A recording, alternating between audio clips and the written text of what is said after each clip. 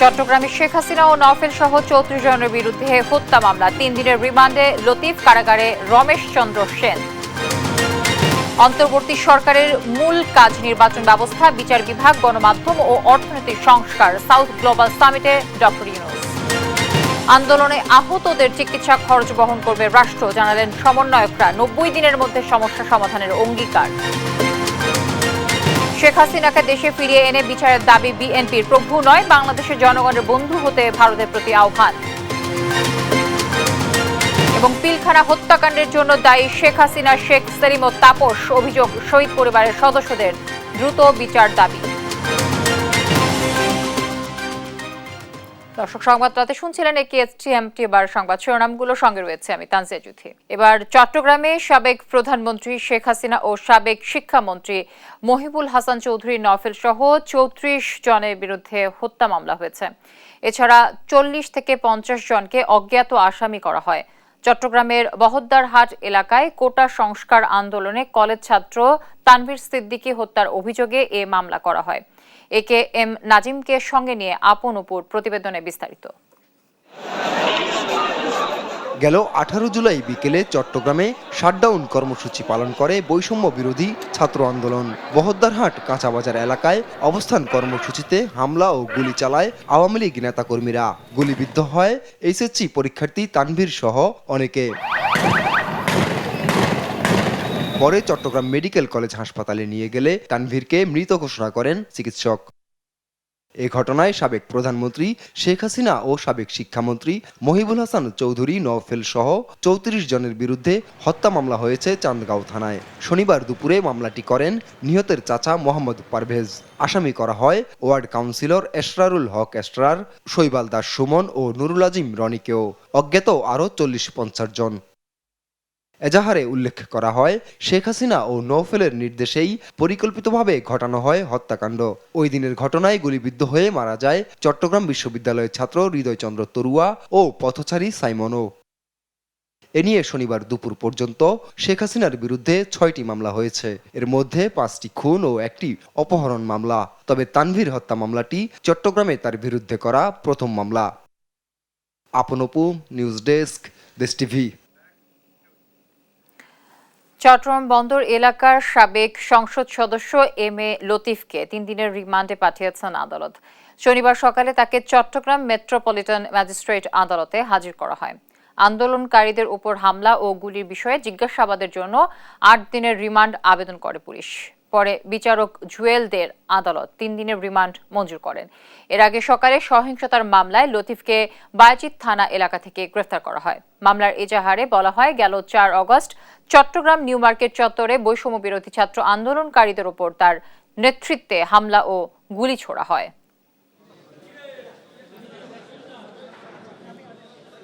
বিজ্ঞ আদালত রিমান্ড আমাদের বিস্তারিত আলোচনার পরে রিমান্ড মঞ্জুর করছেন 3 দিন, এবং সেখানে সুনির্দিষ্ট করে বলা হয়েছে, অর্থাৎ যদি মহামান্য হাইকোর্টের রিমান্ড বিষয়ক যদি কোনো রুলিং আছে, সেই রুলিংয়ের যদি কোনো নীতি অমান্য করে এবং তাকে রিমান্ডে নেওয়ার আগে মেডিকেল চেকআপ এবং রিমান্ডের পরে মেডিকেল চেকআপ দুটোটার এভিডেন্স দেওয়ার পরে যদি কোনো ধরনের যদি রিমান্ডে তাকে টর্চার করা হয়, কোনো ধরনের তাকে যদি আঘাত করা হয়, এরকম যদি প্রমাণিত হয়, সেই আইনের বিরুদ্ধে কী করা হবে, তার বিরুদ্ধে অ্যাকশন নেওয়া হবে, লিগ্যাল অ্যাকশন নেওয়া হবে।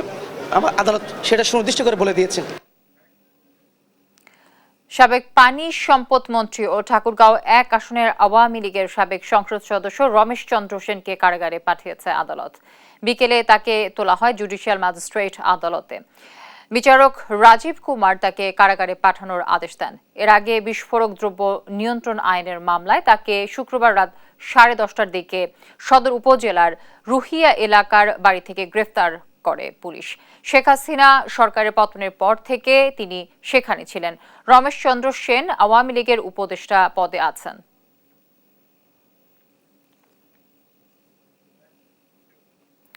নির্বাচন ব্যবস্থা, বিচার বিভাগ, গণমাধ্যম ও অর্থনীতির সংস্কারই সরকারের প্রধান কাজ বলে জানিয়েছেন অন্তর্বর্তীকালীন সরকারের প্রধান উপদেষ্টা ডক্টর মোহাম্মদ ইউনূস। সকালে ভার্চুয়ালি গ্লোবাল সাউথ সামিটে অংশ নিয়ে দক্ষিণ এশিয়ার নেতাদের উদ্দেশ্যে কথা বলেন তিনি। জানান, বিপ্লবী ছাত্রদের গণতান্ত্রিক আকাঙ্ক্ষাকে রূপ দিতে নাগরিক সমাজ, রাজনৈতিক দল ও বিশেষজ্ঞদের সাথে কাজ করছে অন্তর্বর্তীকালীন সরকার। বিস্তারিত প্রতিবেদনে থাকছে। ভারতের রাজধানী নয়াদিল্লিতে চলছে third voice of global south summit. শনিবার সকালে এতে ভার্চুয়ালি যোগ দেন অন্তর্বর্তী সরকারের প্রধান উপদেষ্টা অধ্যাপক মোহাম্মদ ইউনূস। নির্বাচনী ব্যবস্থা, বিচার বিভাগ, গণমাধ্যম ও অর্থনীতির সংস্কার করাই সরকারের মূল কাজ বলে জানান প্রধান উপদেষ্টা।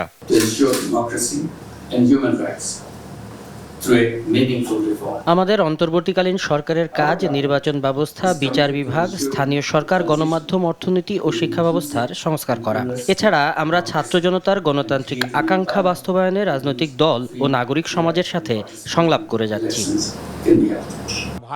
দক্ষিণ এশিয়ার নেতাদের উদ্দেশ্যে তিনি বলেন, ১৯৫২ সালে ভাষা আন্দোলনে যেমন ছাত্ররা প্রাণ দিয়েছিল, ৭ দশক পরেও ছাত্রদের নেতৃত্বে দ্বিতীয় বিপ্লব গণতন্ত্র, মানবাধিকার ও সমতার জন্য বিশ্বের যুবকদের অনুপ্রাণিত করেছে।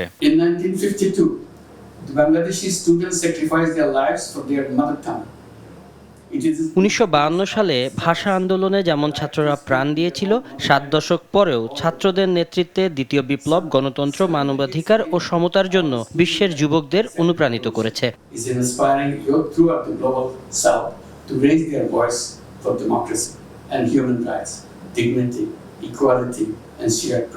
তরুণদের ছোঁয়ায় ঢাকা বিশ্বের গ্রাফিতির রাজধানীতে পরিণত হয়েছে উল্লেখ করে কনফারেন্সে অংশগ্রহণকারী সরকার প্রধানদের বাংলাদেশে আসার আহ্বানও জানান নোবেলজয়ী ডক্টর মোহাম্মদ ইউনূস।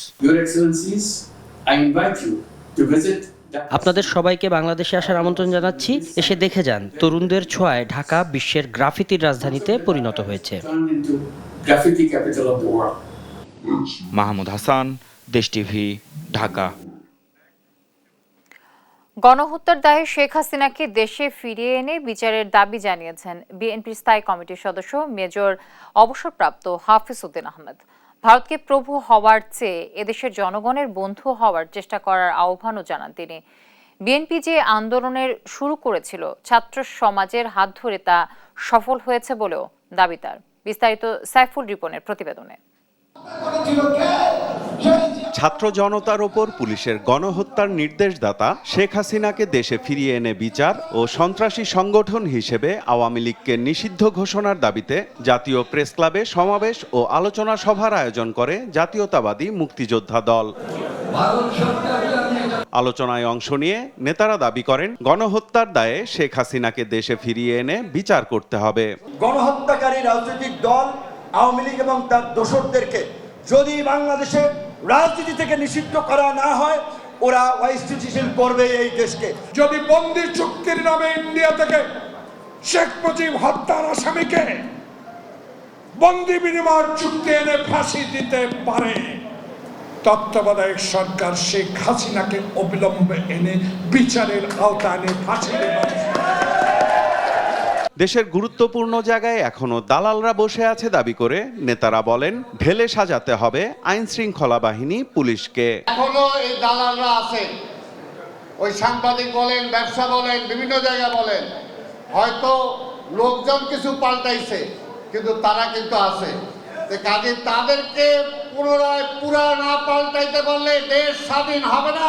এখনো পুলিশে যারা জয়েন করে নাই, আজকের মধ্যে তাদের চাকরি বাতিল করে এই ছাত্রছাত্রীদেরকে নতুন চাকরি দেয়। গণহত্যার দায়ে শেখ হাসিনাকে ফিরিয়ে এনে বিচার দাবি করেন বিএনপির স্থায়ী কমিটির সদস্য হিসেবে নতুন দায়িত্ব পাওয়া মেজর অবসরপ্রাপ্ত হাফিজ উদ্দিন আহমদ। বাংলাদেশের ওপর ভারতের প্রভুত্বের চেষ্টারও সমালোচনা করেন তিনি। ভারত সম্পর্কে বলতে চাই, আপনারা মুক্তিযুদ্ধে আমাদেরকে সাহায্য করেছেন, অনেক কৃতজ্ঞ। লড়াই করেছেন, আমাদের পাশাপাশি যুদ্ধ করেছেন, কিন্তু এই দেশকে প্রভু হওয়ার কোনো চেষ্টা করবেন না, জনগণের বন্ধু হওয়ার চেষ্টা করেন। শেখ হাসিনা ইতিহাসে সবচেয়ে বড় ঘাতক। এহেন অন্যায় অবিচার নাই, কত মায়ের মুখ খালি করেছে। আমরা এই সভা থেকে দাবি করবো তাকে বাংলাদেশে ফিরিয়ে এনে বিচার করতে হবে। এই আন্দোলন শুরু করেছে বিএনপি, জীবন দিয়েছে বিএনপি, কিন্তু একে সাফল্যের দ্বার প্রান্তে নিয়ে সফল করেছে এই লড়াকু ছাত্র সমাজ, পেশাজীবী, তাদেরকে আমরা গভীর শ্রদ্ধা জানাই। এদিকে রাজধানীর ডিআরইউতে আলাদা এক সভায় ষড়যন্ত্রকারীদের বিষয়ে সজাগ থাকার আহ্বান জানান বিএনপির স্থায়ী কমিটির সদস্য হিসেবে নতুন দায়িত্ব পাওয়া আরেক নেতা ডাক্তার এজেডএম জাহিদ হোসেন। আপনাদের সজাগ থাকতে হবে, এইরকম সুযোগ সন্ধানী স্বার্থান্বেষীরা যাতে কোনো অবস্থাতেই জাতীয়তাবাদী শক্তির গায়ে কালিমা লেপন করার কোনো সুযোগ না পায়। অন্তর্বর্তীকালীন সরকারকে সব ধরনের সহযোগিতা অব্যাহত রাখলেও দ্রুত নির্বাচনের ব্যবস্থার দাবিও জানান ডাক্তার জাহিদ। সাইফুল রিপন, দেশ টিভি, ঢাকা। 90 দিনের মধ্যে দেশের ভঙ্গুর স্বাস্থ্য খাতকে জনমুখী করার দাবি জানিয়েছেন বৈষম্য বিরোধী ছাত্র আন্দোলন। তাদের দাবির প্রতি আস্থা রেখে নির্ধারিত সময়ের মধ্যেই সমস্যা সমাধানের আশ্বাস দিয়েছেন অধিদপ্তরের অতিরিক্ত মহাপরিচালক। বিকেলে কুর্মিটোলা হাসপাতালে আহতদের দেখে ফেরার পথে এসব কথা জানান তারা। এর আগে সকালে ঢাকা মেডিকেলে আহতদের দেখতে যান সমন্বয়করা। মাইনুদ্দিন আরিফ ও আলিমুজ্জামান সাফওয়ানকে সঙ্গে নিয়ে বিস্তারিত জানাচ্ছেন নাফিয়া ফারসানা। 90 দিনের মধ্যে দেশের ভঙ্গুর স্বাস্থ্য খাতকে জনমুখী করার দাবি জানিয়েছে বৈষম্য বিরোধী ছাত্র আন্দোলন। বিকেলে কুর্মিটোলা হাসপাতালে আহতদের পরিদর্শন শেষে তারা এই দাবি জানান। এ সময় শিক্ষার্থীরা অভিযোগ করেন, আন্দোলনে হতাহতদের যেসব হাসপাতাল চিকিৎসা দেওয়ার নামে নৈরাজ্য লুটপাট করেছে সেসব ফেরত দেওয়ার পাশাপাশি তাদের বিরুদ্ধে ব্যবস্থা নিতে হবে। স্বাস্থ্য অধিদপ্তর কিংবা স্বাস্থ্য মন্ত্রণালয় থেকে আমাদের একটি গুরুত্বপূর্ণ দাবি বা চাওয়া, সেখান থেকে যেন যতটুকু রোগী সেখানে থাকা সম্ভব ওইটুকু রেখে বাকিদের প্রপার ট্রিটমেন্টের জন্য প্রাইভেট হসপিটালগুলোতে রাষ্ট্রীয় খরচে পাঠানো হয়। স্বৈরতান্ত্রিক যে প্রবণতা সেটি যদি না থাকে, তাহলে 90 দিনের মধ্যে এই স্বাস্থ্য খাতকে ওনারা জনমুখী স্বাস্থ্য খাত হিসেবে আমাদেরকে উপহার দিতে পারবেন। এ সময় ছাত্রদের দাবির প্রতি আস্থা রেখে নির্ধারিত সময়ের মধ্যেই স্বাস্থ্য খাতের সমস্যা সমাধান করার কথা জানান স্বাস্থ্য অধিদপ্তরের অতিরিক্ত মহাপরিচালক। আপনাদের পরীক্ষা নিরীক্ষা করতে যদি তারা নিগ্রহের শিকার হয়, ব্লাড ব্যাংকে যদি নিগ্রহের শিকার হয়, তাহলে ছাত্র জনতা কিন্তু আপনাদের উপরে কোনোভাবে ছেড়ে দিবে না। সুতরাং আপনারা আপনাদের অবস্থান থেকে প্রত্যেক পরিচালক স্ব অবস্থানে তার দায়িত্ব যথাযথভাবে পালন করেন। এদিকে শনিবার সকালে ঢাকা মেডিকেল কলেজ হাসপাতালে স্বাস্থ্য অধিদপ্তরের সঙ্গে বৈষম্য বিরোধী ছাত্র আন্দোলনের সমন্বয়কদের বৈঠক হয়। এ সময় সমন্বয়করা জানান, আহতদের সুচিকিৎসায় দেশের সব সরকারি হাসপাতালে আলাদা স্পেশালাইজড ডেডিকেটেড কেয়ার ইউনিট তৈরি করার সিদ্ধান্ত নেওয়া হয়েছে। যত সরকারি হসপিটাল রয়েছে শুধুমাত্র এই গণঅভ্যুত্থানে আহতদের জন্য বিশেষভাবে স্পেশালাইজড ডেডিকেটেড একটা ইউনিট করে দেওয়া হবে এবং এই ডেডিকেটেড ইউনিটে শুধুমাত্র তাদের জন্য সম্পূর্ণ ফ্রিতে কিন্তু চিকিৎসা থাকবে। পরে শনিবার দুপুরে আহতদের দেখতে ঢাকা মেডিকেলে যান অন্তর্বর্তী সরকারের মৎস্য ও প্রাণী সম্পদ উপদেষ্টা ফরিদা আক্তার। ঢাকা মেডিকেল কলেজ সর্বোচ্চ সার্ভিস দিচ্ছে, কিন্তু সেখানেও একটু যে কম আছে, সেটার জন্য ওরা চেষ্টা করছে যে যেমন বার্ন ইউনিটের সাথে মানে মিলে যদি ক্যাজুয়ালিটিকে মেলানো যায়, তাহলে কিন্তু তারা অনেক কিছু করতে পারবে। আহত ছাত্র জনতাদের জন্য বিনামূল্যে চিকিৎসা সেবা দেয়া হচ্ছে বলে জানান ঢাকা মেডিকেলের পরিচালক। ছাত্র এবং অন্যান্য পেশার যারাই আছে সবাইকে বিনামূল্যে চিকিৎসা দিচ্ছে। নাফিয়া ফারজানা, দেশ টিভি, ঢাকা। গুলির পর গুলি, আবারও গুলি। 6টি গুলিতে ঝাঁঝরা আমি ঝুলেছিল ছাদের রেলিংয়ে। নিরস্ত্র নিরীহ মানুষের ওপর পুলিশের গুলিবর্ষণের এই নৃশংস দৃশ্য ভাইরাল হয় নেট দুনিয়ায়। শঙ্কিত অনেকেরই প্রশ্ন, আমির কি আদৌ বেঁচে আছে? হ্যাঁ দর্শক, দুঃসহ স্মৃতি নিয়ে বেঁচে আছেন তিনি। কাতরাচ্ছে বিষণ্ণ শয্যায়। সজীব রহমানের ক্যামেরায় রামপুরার দোকান কর্মচারী আমিরের দুঃস্বপ্নের কাহিনী তুলে ধরেছেন আমাদের সহকর্মী নিয়াজ মোর্শেদ। রক্তাক্ত জুলাইয়ের 19 তারিখ শুক্রবার বেলা 3টা দোকান থেকে ছুটি নিয়ে বাড়ি ফিরছিল আমির। পথেই পুলিশের ধাওয়া। নিরুপায় আমির জীবন বাঁচাতে আশ্রয় নেয় পাশের 4তলা ভবনে। পিছনায় পুলিশ। ভবনের ছাদে উঠে পুলিশ হুঙ্কার ছুড়ে ঝাঁপ দে। আমি ছাদের উপরে যাওয়ার পর আমার পিছনে আর কি পুলিশ গেছে। এই জায়গায় যাওয়ার পরে বলতেছে ঝাঁপ দেওয়ার জন্য 4তলা থেকে। আমি ঝাঁপ না দিয়ে ঝুলেছিলাম, আর গুলি করতেছে, বলতেছে ঝাঁপ দেওয়ার জন্য।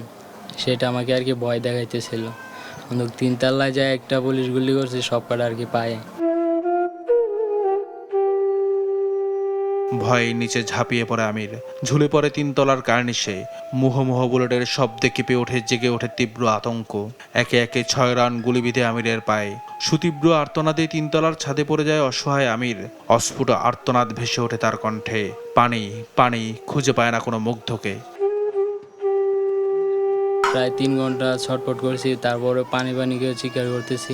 বিশাল পৃথিবী এখন আমিরের চোখের আড়ালে। তার পৃথিবী এখন এই ঝুপড়ি ঘর। 1 মাস পেরোতে চলল এ ঘরের বাইরে পৃথিবী দেখা হয় না ওর, দেখা হয় না খোলা আকাশ। আকাশের বিশালতা ওর জীবন থেকে মিলিয়ে গেছে নিঃসীম শূন্যতায়। রাষ্ট্র সংস্কার আন্দোলনে উত্তাল দেশ এখন কোটি মানুষের বিজয়ের দেশ, স্বাধীন মুক্ত দেশ। সেই মুক্তির স্বাদ পেতে খুব ইচ্ছে করে আমিরের। ইচ্ছেগুলোর ডানা আবারও মেলতে চায় মুক্ত আকাশে, বাদশাদে বুলেটেই ক্ষতবিক্ষত পা। বিরক্ত গেলে আমি রাত্রে খালি বাসায় ঘুমাইতাম, দিনে কোনো সময় ছুটি কাটাইলেও বাসায় ঘুরতাম না, বাইরে ঘুরতে ঘুরতে যাইতাম আর কি। 3 ভাই 1 বোনের সংসারে আমিরের উপার্জন ছিল মাত্র 12,000 টাকা। এখন বড় ভাইয়ের আয়ই চলছে সংসার। ছোট্ট বোনটিকে নিয়ে দেখা স্বপ্ন এখন শুধুই মাথা কুটে মরে কংক্রিটের নিরেট দেয়ালে। আমরা কাজ কাম করে টাকা জমাবো, ছোট বোনের বিয়া দেবো, বড় হলে এটাই আর কি আশা ছিল। মাহারা সংসারে এখন একমাত্র ভরসা ফুপু নাসিমা খাতুন। ঘরের মধ্যে বাথরুম করে ফরসাপ করে হয়তো আর বাড়াইতে পারে না, আর তো কষ্ট হইতেছে, রায় তুলে ব্যথায় অনেক কান্দাকাটি করে। আমিও অনেক দিন ধরে ওর লগে সজাগ থাকি। সেদিনের সেই নৃশংসতার ঘটনা বলতে গেলে বুক কেঁপে ওঠে আমিরের প্রতিবেশী রুবিনারও। যখন আমরা মোবাইলে দেখতে আসি যে একটা লোক ঝুলন্ত অবস্থায় আছে, তখন আমার স্বামী আমাকে দেখাইলো, বলতেছে আরে যে মৃত্যু জীবনটাকে বাঁচানোর জন্য এরকম একটা পর্যায়ে গেছে, তার ভিতরে গুলি করে। পরে অনেকই খারাপ লাগছে। তারপরে শুনি নাকি আমার বাসারই লোক, তখন কিরকম লাগে। 19 জুলাইয়ের পর বন্ধ ছিল ইন্টারনেট সেবা, ধামাচাপা পড়ে যায় আমিরের যন্ত্রণার কাহিনী। আবারও নেট চালু হলে সবার চোখে পড়ে পুলিশের সেই হায়নার মতো গুলি করার দৃশ্য। নিশ্চিত মৃত্যু থেকে ফিরে আসা আমিরকে দেখতে গিয়ে সমন্বয়করা আশ্বাস দিয়েছেন চিকিৎসার খরচ আর চাকরির ব্যবস্থা করার। আমরা তার খোঁজ পাইনি, মিডিয়া বা ফেসবুক ইন্টারনেট বন্ধ থাকার কারণে আমরা তার খোঁজ পাইনি। এখন আমরা যেহেতু খোঁজ পেয়েছি, এখন ইনশাল্লাহ আমরা যতদিন সুস্থ আছি, ইনশাল্লাহ উনি ততদিন আমাদের পাশে পাবে। আন্দোলনে না থেকেও কেন গুলি খেতে হলো তার বিচার আজ আমিরের একমাত্র দাবি। নিয়াজ মোরশেদ, দেশ টিভি, ঢাকা। দর্শক দেখছেন সংবাদ রাত। আমি এই চেয়ারে বসবো না। বাচ্চু ভাই, এই চেয়ারকে ভয় পেও না। ডেন্টিস্টের পরামর্শ নাও নতুন কোলগেট অ্যাক্টিভ সোল, যা দাঁতের সমস্যা শুরু হওয়া মাত্রই থামিয়ে দেয়। না থাকবে ব্যথা, না থাকবে ভয়।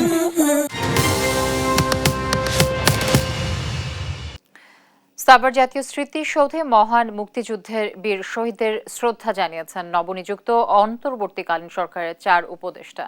শনিবার বিকেলে সাভারের জাতীয় স্মৃতিসৌধে যান তারা। এরপর শহীদ বেদিতে ফুল দিয়ে শ্রদ্ধা জানান 4 উপদেষ্টা। এ সময় তারা শহীদের আত্মার শান্তি কামনায় কিছু সময় নীরবতা পালন করেন। এরপরে উপদেষ্টারা সাভার জাতীয় স্মৃতিসৌধে পরিদর্শন বইয়ে স্বাক্ষর করেন। পরে 4টি গাছের চারা রোপণ করেন তারা।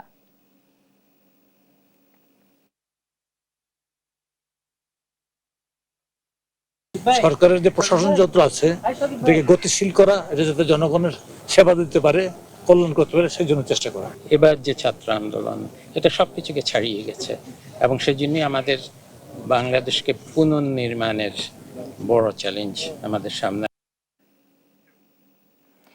2009 সালে পিলখানায় পরিকল্পিতভাবে 57 জন সেনা কর্মকর্তাকে হত্যা করা হয় বলে দাবি করেছেন তাদের স্বজনরা। পরিবারগুলোর অভিযোগ, একটি প্রতিবেশী রাষ্ট্রের সঙ্গে ষড়যন্ত্র করে সেনা অফিসারদের হত্যা করেন সাবেক প্রধানমন্ত্রী শেখ হাসিনা। পিলখানা হত্যাকাণ্ড নিয়ে এখনও অনেক তথ্য প্রকাশ হয়নি জানিয়ে স্বতন্ত্র তদন্ত কমিশন গঠন করতে অন্তর্বর্তী সরকারের কাছে দাবিও জানান তারা। বিস্তারিত মাইনুদ্দিন আরিফের প্রতিবেদনে। 2009 সালের 25 এবং 26 ফেব্রুয়ারি বিডিআর সদর দপ্তর ঢাকার পিলখানায় ঘটেছিল দেশের ইতিহাসে এক কলঙ্কময় অধ্যায়। হত্যা করা হয় 57 সেনা কর্মকর্তাকে। একক কোনো ঘটনায় এত বড় হত্যাকাণ্ড এর আগে বিশ্বের কোথাও ঘটেনি। তবে সেই ঘটনার তেমন কোনো তথ্যই প্রকাশ পায়নি। উল্টো পরিবারের সদস্যরা ছিলেন আতঙ্কে। স্বৈরাচার শেখ হাসিনার পতনের পর হত্যার বিচার চাইতে জনসম্মুখে এসেছেন পরিবারের সদস্যরা। শনিবার দুপুরে মহাখালীর রাওয়া ক্লাবে সংবাদ সম্মেলন করেন তারা।